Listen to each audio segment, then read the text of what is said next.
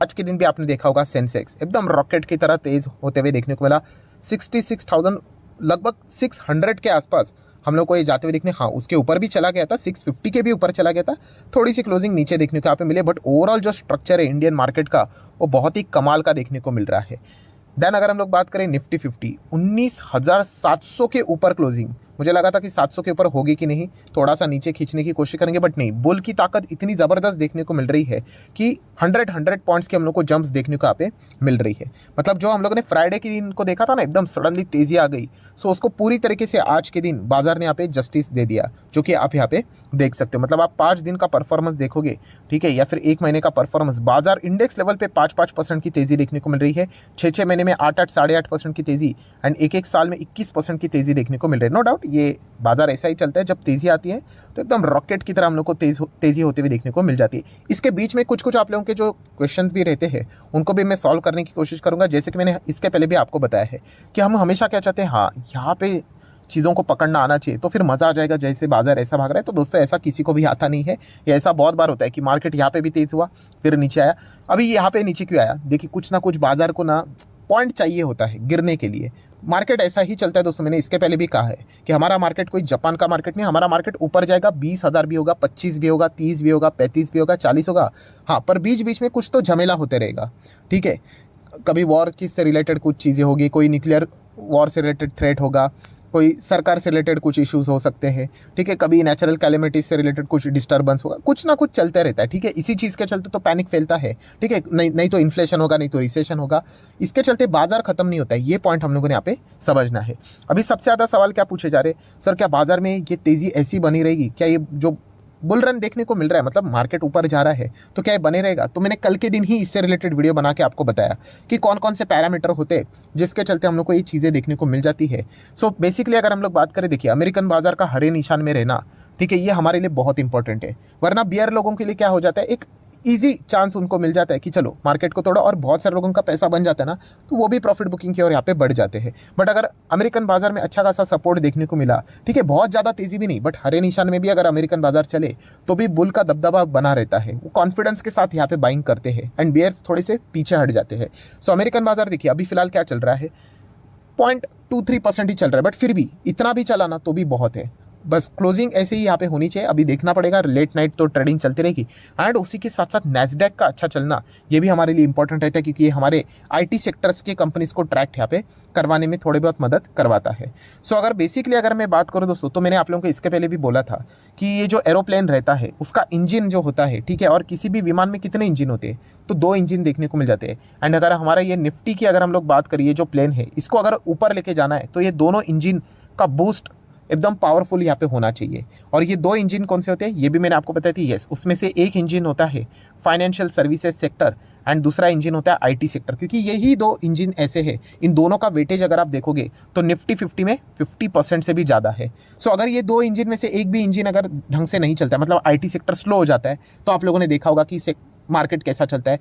या फिर आप फाइनेंशियल सर्विसेज को देख लेना, राइट, फाइनेंस वाली कंपनी, इसमें bank, NBFC, credit card, debit card, ये सारी कंपनियां आ जाती है, इंश्योरेंस से लेके सब कुछ। वो अगर स्लो डाउन होती है तो हम लोगों ने देखा है कि बाजार में एकदम से तेज़ी नहीं आती है। और इसी से रिलेटेड मैंने बहुत सारे वीडियोस भी बना के रखे हुए थे कि अगर आप ये एम करते हो कि मार्केट कभी 30-40 हज़ार जाएगा, तो दोस्तों फाइनेंशियल सर्विसेज या फिर फाइनेंस सेक्टर से जुड़ी हुई कंपनियां एंड आईटी सेक्टर से जुड़ी हुई कुछ कंपनियां आपके पोर्टफोलियो में तो होनी चाहिए। और इसी चीज़ के चलते मतलब अगर आप देखोगे तो निफ्टी बैंक आप यहाँ पे देख सकते हो, ज़बरदस्त तरीके से निफ्टी बैंक भाग रहा है। मतलब वही फाइनेंशियल सर्विसेज का भी सबसे बड़ा इंजन कौन है, निफ्टी बैंक ही है, तो इसमें ज़बरदस्त तेज़ी रहेगी, तो एक अच्छा खासा हम लोग को तेज़ी देखने को मिल जाता है। एंड निफ्टी आईटी में भी आप देख सकते हो ओके परफॉर्मेंस फिलहाल तो देखने को यहाँ पे मिल रहा है, हरे निशान में यहाँ पे चल रहा है। सो ये दोनों एकदम रॉकेट की तरह भागते हुए देखने को मिल रहे हैं। इसके चलते पूरा जो बाजार का माहौल है वो हम लोग को अच्छा बनते हुए देखने को मिला है, एंड अच्छी खबरें देखने को मिल रही है, अनुमान से अच्छे नंबर आ रहे हैं, तो वो भी एक तेज़ी देखने को मिला। एंड इसके चलते हमारी जो एडीआर भी है वो भी अच्छा परफॉर्मेंस यहाँ पे दिखा रहे हैं। जैसे कि अगर मैं बात करूँ तो इन्फोसिस का एडीआर भी देखिए लगभग 1% की तेज़ी दिखा रहा है। अमेरिकन बाजार की मैं बात कर रहा हूँ, आप यहाँ पे चेक कर सकते हैं, 17-18 रुपये की बात नहीं हो रही है, डॉलर की बात है। देन विप्रो लास्ट टुडे में आपको बताया लगभग 2.5% की तेज़ी देखने को मिल रही है, ठीक है। देन अगर हम लोग बात करें आईसीआईसीआई बैंक लगभग 1.5%, 1.25% के आसपास की तेज़ी देखने को मिले। ऑब्वियसली एचडीएफसी बैंक के नंबर्स देखने को मिले तो आईसीआईसीआई बैंक का भी एक अनुमान लगाया जाता है कि इनका परफॉर्मेंस ऐसा हो सकता है, वैसा हो सकता है।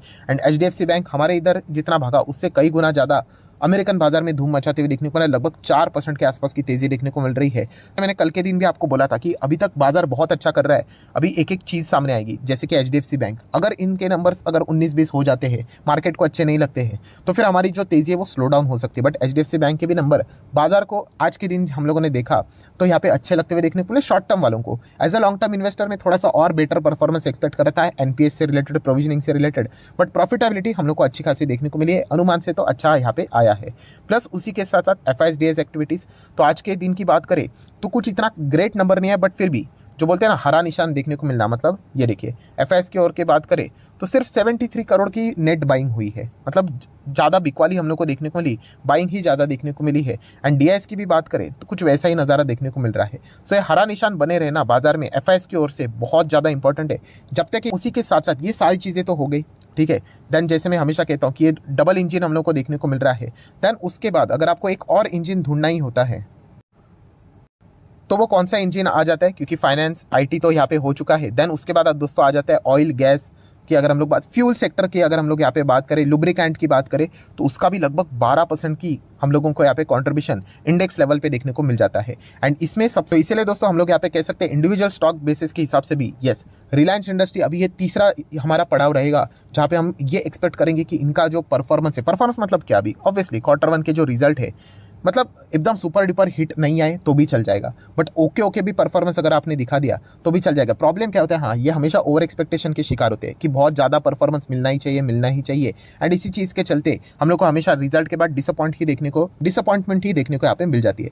जरूर हम लोग कह सकते हैं 5 साल में वैसा तो पैसा ये डबल करके दे ही देता है, इतना ही एक्सपेक्ट करना चाहिए। फिर भी 150% मतलब यस, ओवरऑल परफॉर्मेंस से बेटर परफॉर्मेंस इसने दिखा है, हम लोग ऐसा भी यहाँ पे बोल सकते हैं। तो इसी चीज़ के चलते रिलायंस इंडस्ट्री की और भी हम लोगों का अभी फोकस अच्छा खासा यहाँ पे रहना चाहिए। एंड फोकस मतलब कब तक रखना है, तो रिलायंस की बात करें तो इनके नंबर्स कब है, 21 जुलाई को इनके नंबर्स हम लोग को बाहर आते हुए देखने को यहाँ पे मिलने वाले हैं। तो लोग ये पूछ रहे थे कि सर फाइनेंस सेक्टर में भी HDFC बैंक ने अच्छा किया, तो इसके चलते एक पॉजिटिव डेवलपमेंट देखने को मिल रहा है।